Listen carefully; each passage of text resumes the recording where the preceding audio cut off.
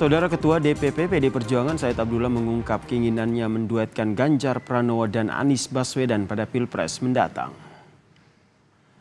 Said bilang Anies memiliki sejumlah faktor yang membuatnya layak untuk dipasangkan dengan Ganjar Pranowo. Meskipun demikian, putusan akhir ada di tangan Ketua Umum PDI Perjuangan Megawati Soekarno Putri. Saja mimpi itu dalam kondisi apa? Dalam kondisi supaya kita ini tidak perlu lagi lah ada istilah kampret cebong, tidak perlu lagi lah ada istilah oh Anies di bawah, tidak perlu dihitung. Kami tidak dalam posisi itu. Partai Demokrat mengaku belum mendengar soal adanya wacana menduetkan baca pres Ganjar Pranowo dan Anies Baswedan. Meskipun merupakan tokoh nasional, namun Partai Demokrat menilai keduanya memiliki semangat dan arah yang berbeda dalam membangun Indonesia ke depannya.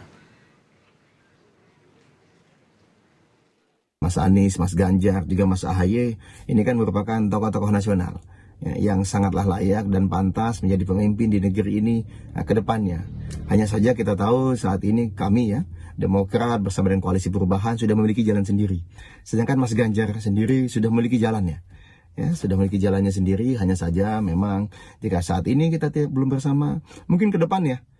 Bagaimanapun kan semangat Koalisi Perubahan ini ingin berkolaborasi dan sinergi dengan semua elemen bangsa untuk Indonesia yang lebih baik.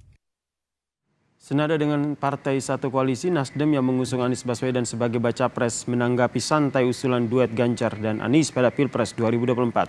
Sekjen Partai Nasdem, Hermawi Taslim menyebut setiap dialog ataupun mereka siap berdialog dengan pihak manapun. Meski demikian, Nasdem menegaskan Koalisi Perubahan untuk Persatuan tetap solid. Itu sah saja, orang bermimpi kan bebas. Tetapi kalau itu ingin dijadikan wacana, kami pikir wacana itu harus didalami bersama-sama. Dan untuk itu Nasdem sebagai bagian dari koalisi Anies itu senantiasa terbuka untuk dialog.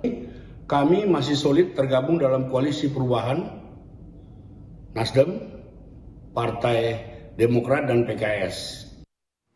Lalu bagaimana membaca peluang dipasangkannya Ganjar Pranowo dan Anies Baswedan? Kita ulas bersama dengan Airlangga Pribadi Kusuma selaku pengajar Departemen Politik FISIP dari Universitas Airlangga. Selamat malam, salam sehat Mas Airlangga. Iya, salam sehat Mas. Selamat malam. Ya, DPP PDIP menyampaikan wacana untuk menduetkan Ganjar dan juga Anies Baswedan. Anda membacanya seperti apa? Iya, pertama harus kita lihat ini sebagai bentuk seperti testing the water ya. Jadi tes ombak gitu kan, dalam proses-proses politik untuk membangun pasangan-pasangan yang akan muncul dalam Pilpres 2024. Gitu. PDIP yang tes ombak begitu ya? Iya, PDIP dalam artian ini sosok Pak Said Abdullah ya sebagai salah satu DPP dari PDIP menampilkan melontarkan wacana tersebut. Nah, tapi yang sebetulnya menarik kalau kita lihat adalah dari statementnya itu sepertinya bisa kita melihat bahwa ini merupakan terobosan politik, gitu kan? Terobosan politik dari salah seorang figur dari DPP PDIP, karena kalau kita melihat dukungan terhadap Pak Ganjar dengan dukungan terhadap Pak Anies ini kan dua hal yang berbeda. Apabila kemudian berhasil disatukan, maka itu akan menjadi kekuatan yang signifikan. Tapi hal itu kemudian memunculkan juga persoalan dalam prosesnya, gitu. Justru karena kemudian kita melihat bahwa kedua pendukung tersebut itu bukan saja berbeda, tapi seringkali kita melihat militansinya saling berkontradiksi satu sama lain.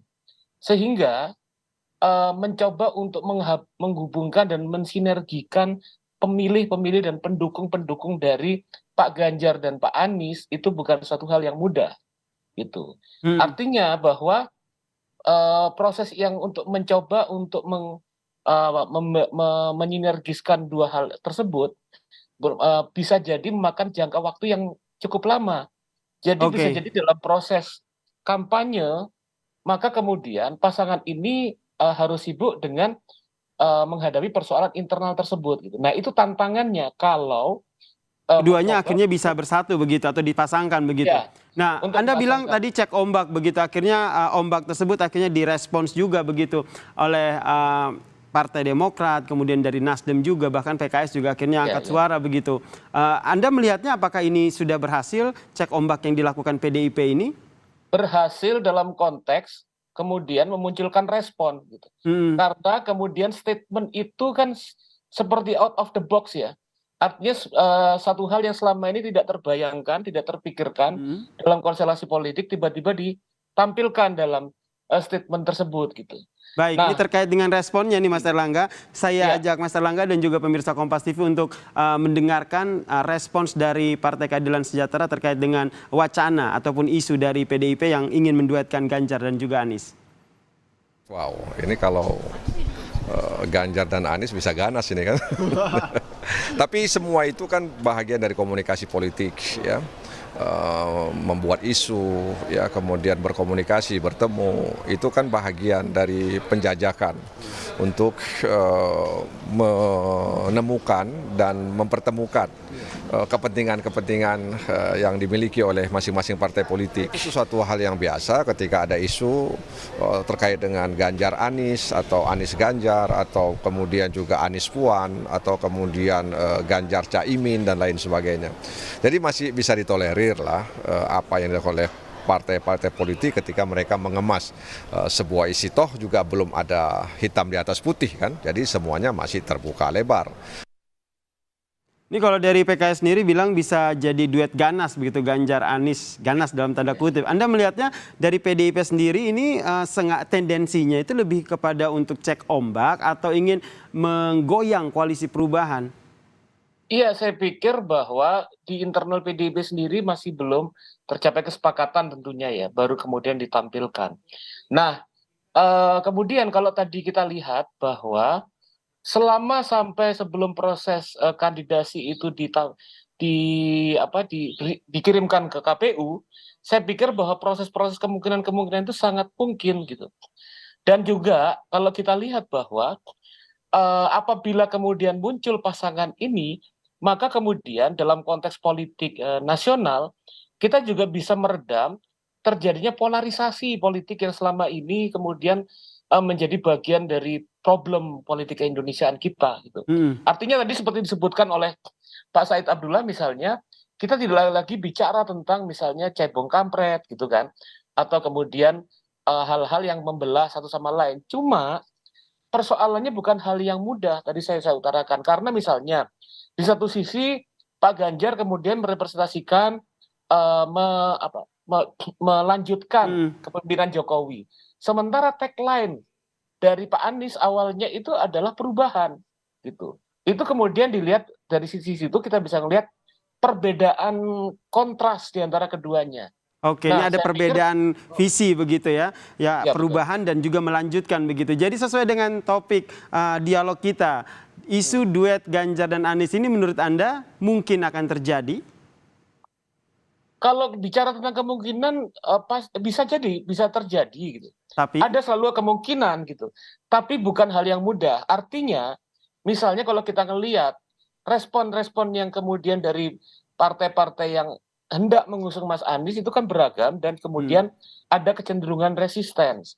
Nah, hal itu kan kemudian menunjukkan terjadinya gesekan di dalam. Tapi juga kemudian kita melihat bahwa dalam kalkulasi politik, kalau misalnya dari beberapa survei yang muncul misalnya, dari kubu Mas Anies, itu kan kemudian dilihat beberapa waktu terakhir ini kan berada pada posisi nomor 3. Ya kan?